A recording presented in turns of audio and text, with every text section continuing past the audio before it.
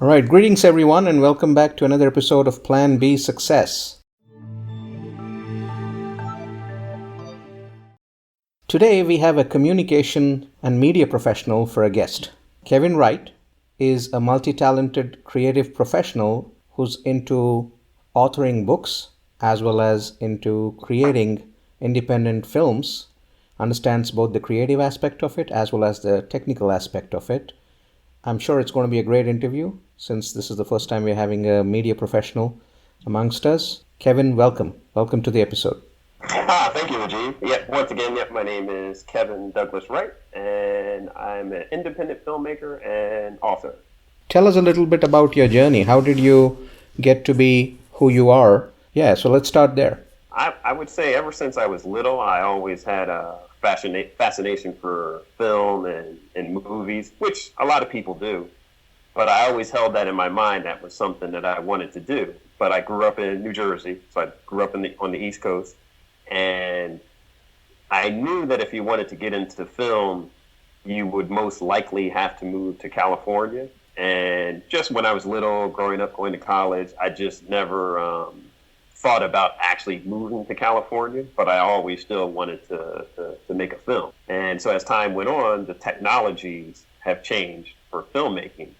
And after moving from New Jersey to South Florida, I was working in South Florida and I saw a little small film school, and they were saying that it was a short program. So I said, I think I can fit this into my work schedule and, still be able to work normal and, don't have to quit my job, don't have to leave South Florida where all my family was. And I enrolled in the film school. It lasted a little less than a year. And just as I was coming out of film school, the technology changed again and made it a lot easier. So I never actually had to go to California to do my film or meet the people that could help me do my film. So most of the stuff was, I would say 99.99% was done independently, only in South Florida. And that's what led me to get into filmmaking. It's just that those changes in technology just allowed it to be something where you could still apply the techniques that they're using, but just do it on a smaller scale in your hometown using basically equipment that you could get from, an electronic store or even just order online and have them ship it to you. So that was my journey and how I ended up in filmmaking. All right. So what have you shot? What kind of movies have you shot so far? The very first one was a very short film that started off as my student project for the film school. But after I got out of film school, I extended it and made it into a feature-length film. And that was a romantic drama for high school kids and college kids. That was my first film. Just as I was trying to submit that to different film festivals, that's what led me into doing the documentary that I'm pretty much promoting now that's available on Amazon. The name of that documentary is called I Learned It From You. And that's the one that really, once I completed it, it kind of got a little bit of a following. So now I'm just seeing how that's going to lead to it becoming bigger, getting more exposure. So really, that's what I'm promoting now is that documentary. So what kind of a documentary is it? It's a documentary about, I always describe it with one sentence, and it's sometimes what someone teaches can have deadly consequences. It's a documentary where I go and I interview 6 different people, and the 6 people that I selected were all selected randomly. Mm-hmm. So, and the reason why I wanted it to be a random thing is because I just wanted to see what answers would come in as I'm interviewing each of the different people. So none of the people that I interviewed knew each other. And the documentary just shows you through their stories that in life we just learn things from other people, which seems somewhat easy to say it, but a lot of times it happens where you just don't notice that you learned something. And it can apply in many different situations besides the subject matter of the film. So I always explain it as just like a gentle reminder that just pay attention and try to take notice of what we learn along our journey of life, and just see if it's something positive or negative, and then just really realizing that it can have long lasting effects and a long reach and a deeper reach if it's something negative, or if it's something positive. All right. And how do you come up with these ideas?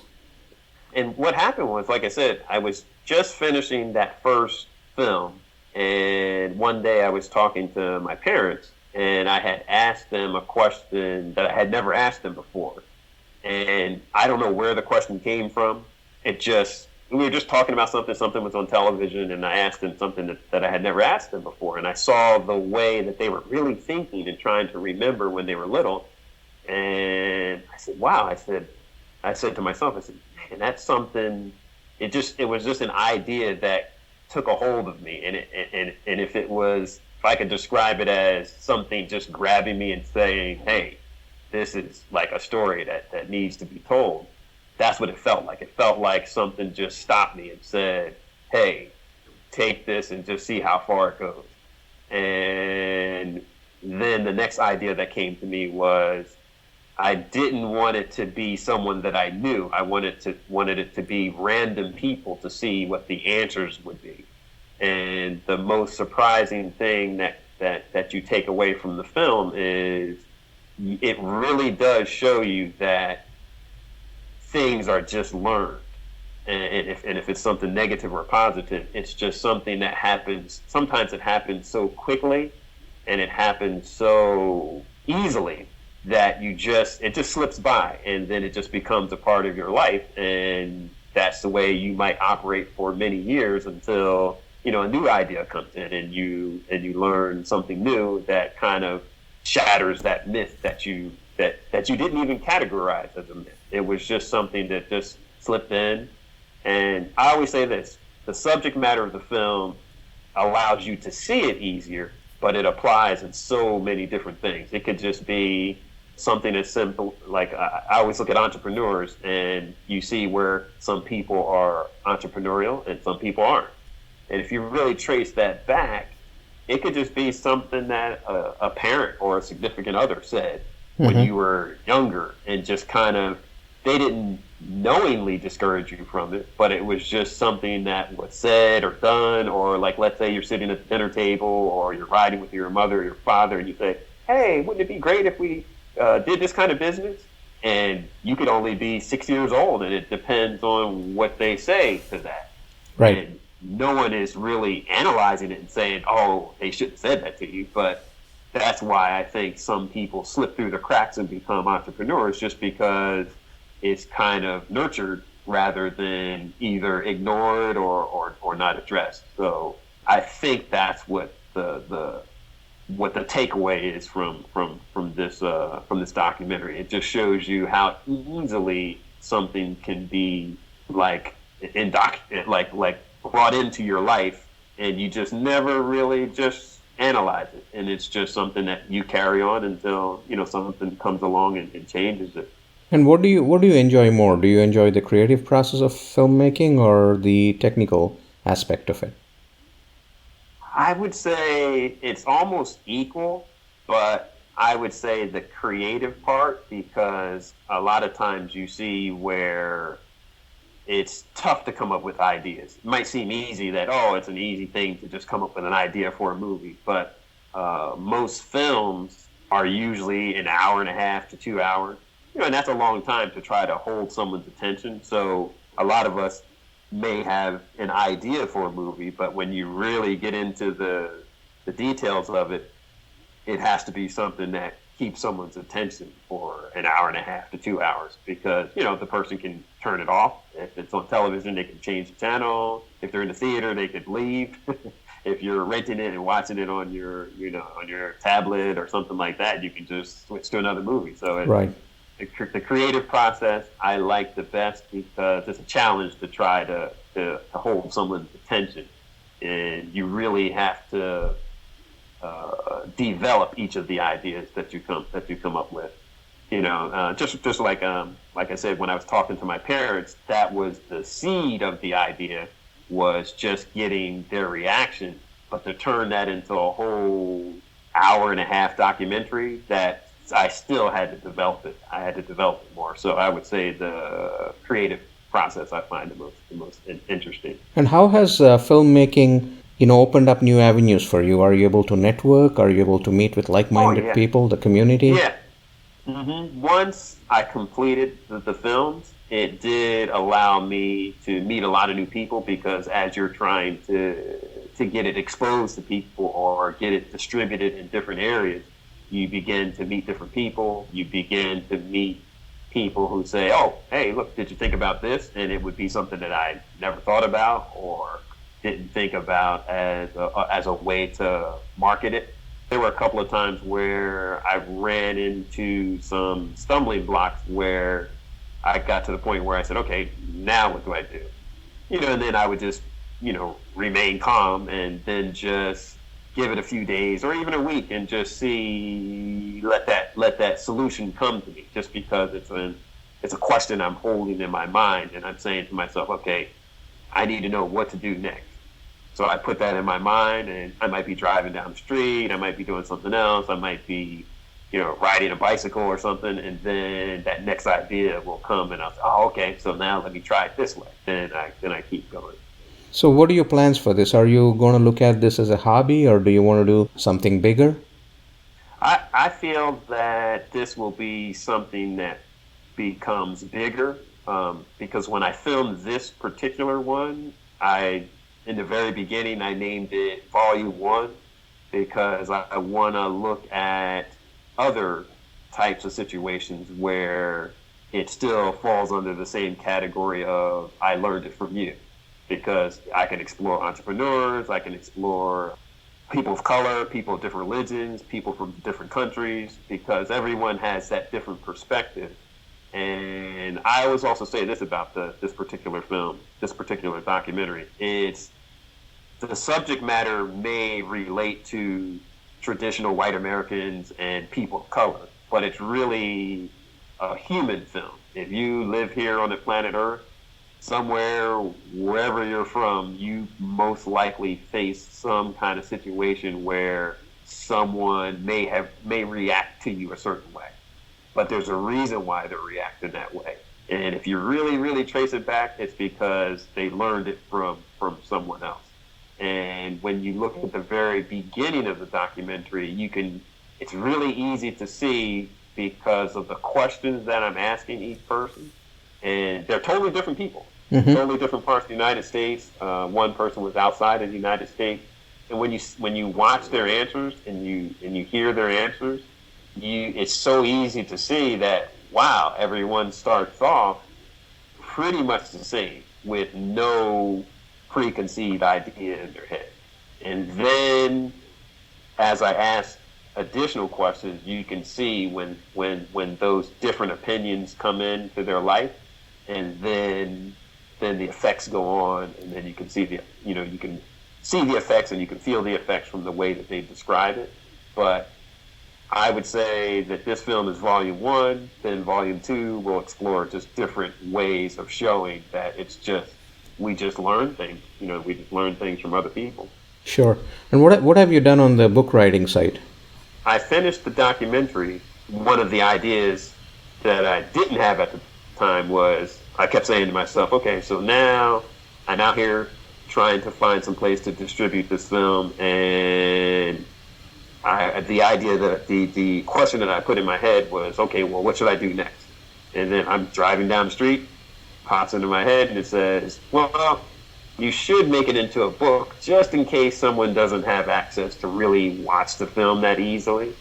So that led me on the journey to, while I was waiting for reaction to come in from different sources about the film, I said, okay, well, let me just turn it into a book format. So the book is actually pretty much the same as the film, but one of the things I wanted to do was make the book smaller, because I have a lot of nieces and nephews, and some of them see a 300-page book and they're looking like, I don't know if I want to read that. So I took the younger generation in mind and said, let me narrow it down and just really hit it with 50 pages. Even though most books are, 150 pages, 200, 300, some books are even 400 pages. But I was just keeping that audience in mind also. So they say, oh, hey, look, my uncle, he wrote a book. Okay, if he's saying something to one of his friends and they see this thin book, there's a better chance that they might actually look at it. Right. And if it's then if it's a novel-sized, heavy, Bible-sized book, they're not gonna. Some kids like to read, but I want to make sure I reach those kids that may just kind of shy away from actually reading a book and they just prefer internet stuff or social media stuff. So I made the book a lot smaller, but that's what led me into the journey of doing the book. Just putting that question in my mind, like what's next, and then driving down the street, and then the idea said, well, you should turn it into a book. And then now I did have a little experience doing books because I wrote a lot of short stories before that, so it wasn't as hard as it might sound, but just because I did those previous short stories just made it easier for me to turn it into a book. So is it published at this point?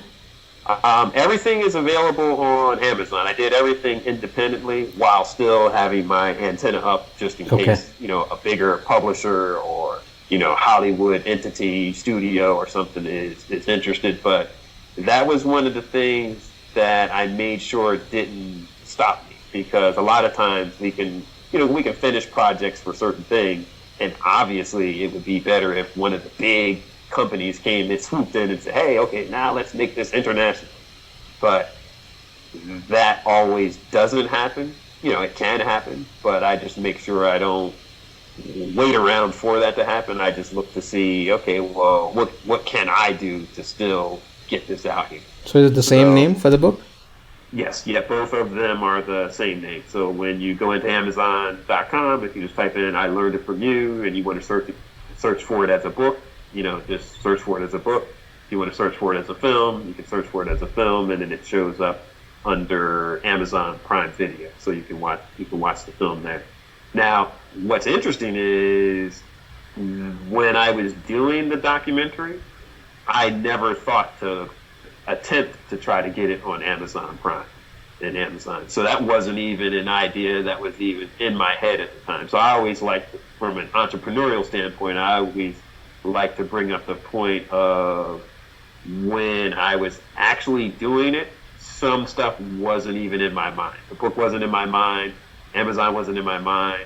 Film festivals weren't in my mind. It was just really, let me just get this done, and then then once you got to the end of that step, then that's when those new ideas come in, and then you start adding stuff.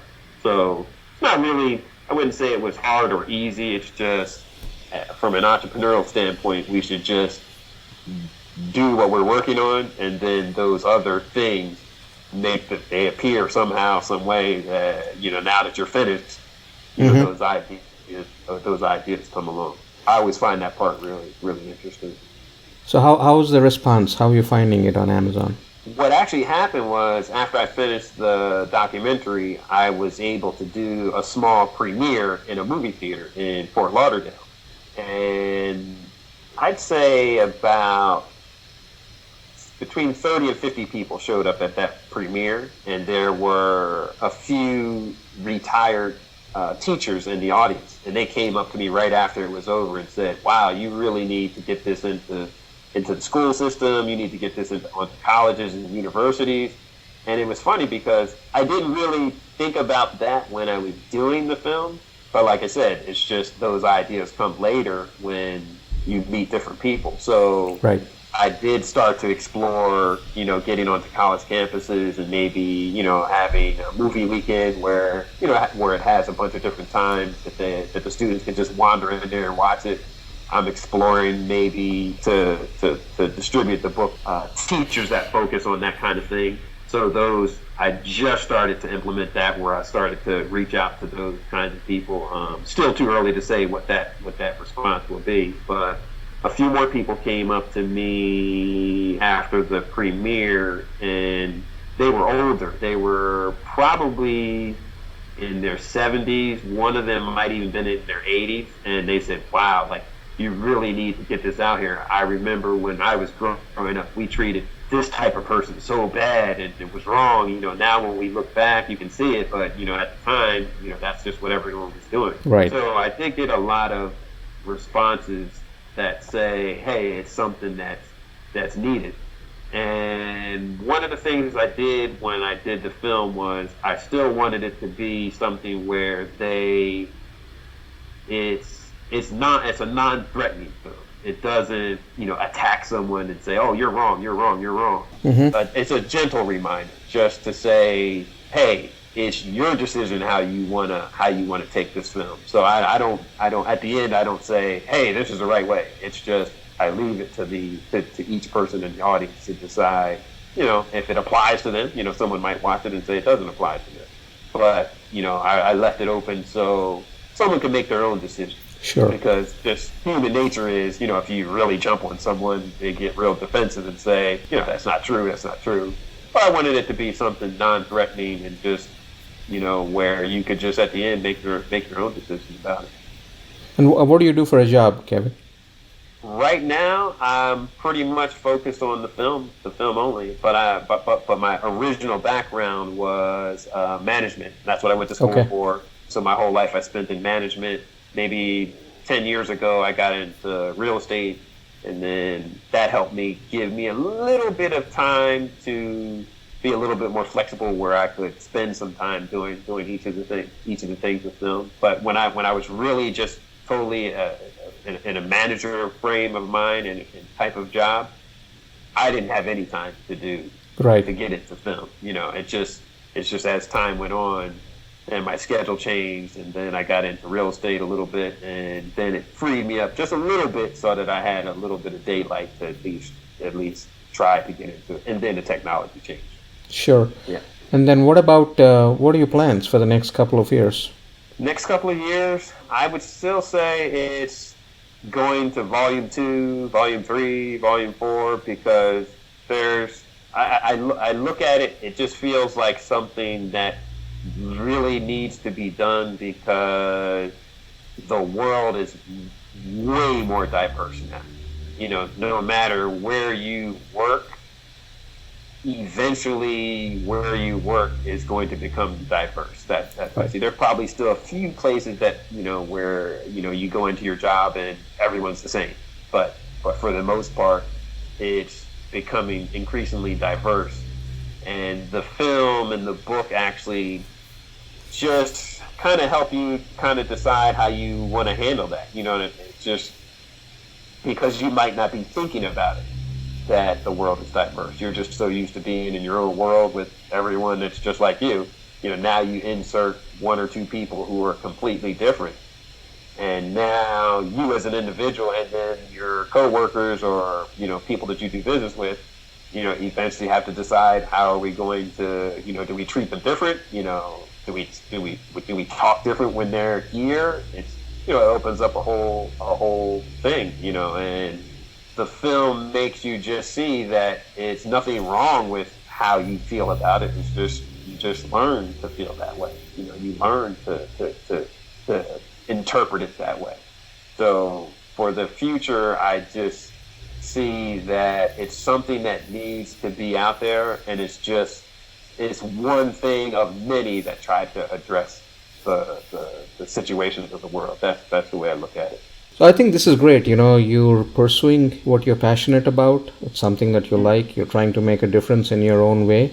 I'm pretty glad to hear about your journey, about your movie, as well as your book, and the self-discovery that you go through as a result of trying to do something different than what everybody else does. I'm sure it was not easy to learn how to publish, for that matter. Right. Even on Amazon. Right. Yeah. So I think that's great. I think more people should do that. There are things we are all passionate about, and we should pursue our passions in order to make sure that we come out successful on the other end. And to your point, there's no telling what other doors this will open for you in terms of the connections you will make and where you can take your movie and the book. So this is great, and thank you so much for joining us today. What would be the one thing that you would want to leave for our listeners here? That the story that I'm telling, and my experience, and then the film and the book is really not just a story for a particular kind of person. It's for humans. It's if you're a human living on Earth, I think it's something that applies, and that would be the biggest takeaway that I would want to leave with someone, that it's the world is just really extremely diverse, and it's going to continue to get more diverse, and we just need a way to decide how to handle that in the most positive way. I always look at it like, when you're in the United States, you always hear stuff like life, liberty, and the pursuit of happiness. That's what we all should be striving for. And if we have ideas or actions that go against someone's life, liberty, and pursuit of happiness, we probably shouldn't do it. And then if we see someone else doing it, we should probably join together and say, hey, hey, they're allowed to do it just like anyone else. And then, if you happen to be in the United States, we do have some type of responsibility to look at the rest of the world and say, help out others who are trying to help others attain that goal of life, liberty, and the pursuit of happiness. Awesome. Thank you so much for joining us today, Kevin. This has been a pleasure. Yes, thank you very much for having me, and it was a wonderful experience, and you have a great podcast going. Thank you. Hey, I hope you liked that episode. By the way, I did want to tell you about my website, rajivmudumba.com, that's launched. And under that, under courses, there's a particular mastermind course I just started. It's called Plan B Success Reveal, which will help you see your authentic self. It'll teach you how to break down the walls, how to melt the layers around you, to reveal the true you to yourself and the world, to ensure that you attract the success that you deserve. Go ahead and check it out under courses on the website, and if that intrigues you, do sign up, and I'll catch you on the other side when we get together for the course. Thank you very much.